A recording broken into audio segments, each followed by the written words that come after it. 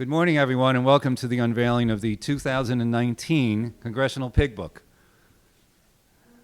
The 2019 Pig Book shows that Congress still has pork barrel fever, and their only prescription has been more earmarks. Sadly, for the seventh time since Congress adopted an earmark moratorium in 2011, Citizens Against Government Waste has unearthed earmarks in the appropriations bills.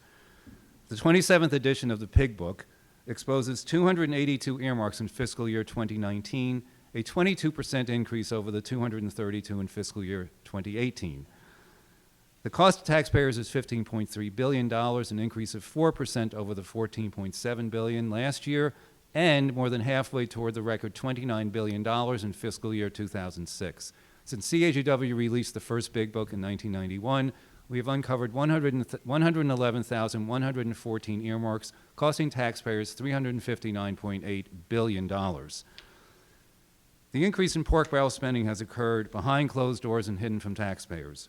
There are no names of legislators attached, and really no information about where the money is being spent. Earmarks for the Department of Defense have always accounted for more than half of the earmarks, and in fiscal year 2019, at $9.4 billion, they accounted for 61%. One of the worst examples of pork at the Pentagon is the 16 additional F-35 Joint Strike Fighters added to the appropriations bill. The F-35 has been in development for 18 years and is 8 years behind schedule. Its total acquisition costs now exceed $428 billion, more than almost double the initial estimate. The total operation and maintenance costs are estimated at $1.2 trillion, making it by far the most expensive weapons system in history. The 2019 Pig Book also includes a slew of absurd nature-related earmarks. There's $65 million to recover Pacific coastal salmon, $13.8 million to manage wild horses and burros, $12 million to control aquatic plants, $9 million to quarantine fruit flies, $7.9 million for fish screens, and $863,000 to eradicate brown tree snakes in Guam. Perhaps the most flagrant earmark is the $16.7 million for the East-West Center in Hawaii, courtesy of Senator Brian Schatz, no relation. His earmark represents the center's entire budget, keeping it alive even though its counterpart, the North-South Center, was relieved of federal funding back in 2001. The East-West Center should also stand on its own without taxpayer support. As earmarks under the moratorium continue to rise, there's still a bipartisan appetite to bring them back completely. House Majority Leader Steny Hoyer said that earmarks can be great instruments of good, and Congressman Tom Cole said, "I think in the end the case for earmarks is more powerful." House Appropriations Chair Nita Lowey has ruled out earmarks for fiscal year 2020, but said she still thinks that they're a good idea. Fortunately, Senate Republicans took a very positive step on May 24th when they approved a motion to permanently ban earmarks, the first group of members of Congress to do so. Taxpayers should always remember why the moratorium was needed in the first place. After high-profile boondoggles like the Bridge to Nowhere and a decade of scandals in the 2000s that resulted in jail terms for congressmen and lobbyists, Washington decided it was time to take a break from earmarks.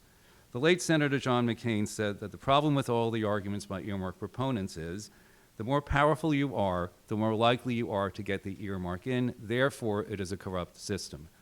Former Senator Jeff Flake, another anti-earmark champion, said there's nothing swampier than earmarks. Pork barrel earmarks still hold the power to corrupt Congress, waste taxpayer money, and erode trust in government. That's why I'm very happy today that we are joined by members of Congress who understand that and share our concern over the corruption, unfairness, and cost associated with earmarks.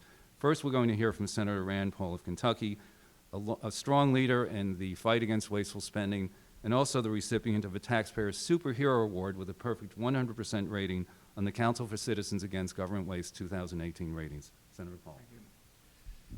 I want to commend Citizens Against Government Waste for doing a good job with the Pig Book, pointing out the waste that goes on in our government.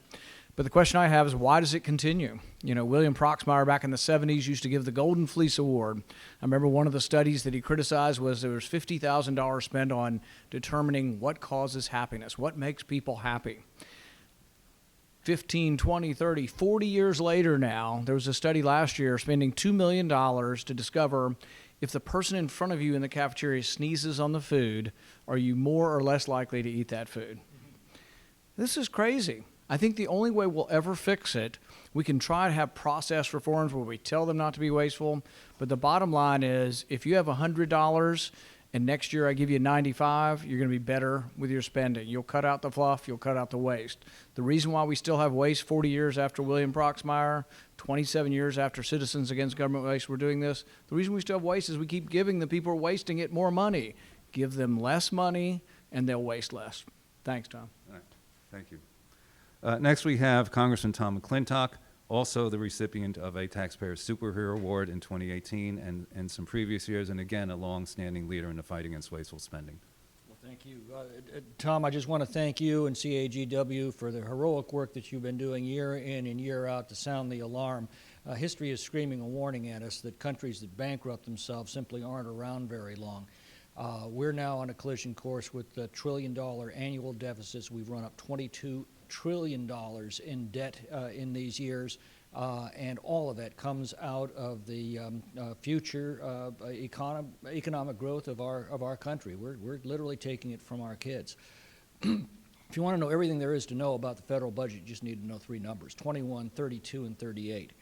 21% is the increase of inflation and population over the last 10 years. 32% is the increase in revenues in the same period. Our revenues have more than kept pace with population and inflation. It's the third number that's killing us. 38% is the increase in spending. To borrow from a Clinton campaign long ago, it's the spending stupid. And people say, well, earmarks are just a small part of that, but if we can't stop the ridiculous waste in these earmarks, how will we ever be able to tackle the big issues that are bankrupting our country? One more thought, and that is we keep hearing all the time, well, earmarks are simply Congress's power of the purse. Congress should be making these decisions. What's been a settled matter of good government since the days of Magna Carta, that the same organ of government that appropriates money should not be the same one that spends that money. That's why we have a separation of powers. The legislative branch makes law but cannot enforce it. The executive enforces law but cannot make it. Congress declares war but can't wage it. The executive wages war but cannot declare it. And just as importantly in the separation of powers, Congress appropriates money but cannot spend it. The executive spends money but cannot appropriate it. Earmarks are taking those two powers, putting them together in the hands of politicians, and all you end up with by doing that is corruption and waste. So thank you, CAGW, for everything you're doing. I notice the pig is growing, and we need to do something about that. Thank you. Thank you, Congressman.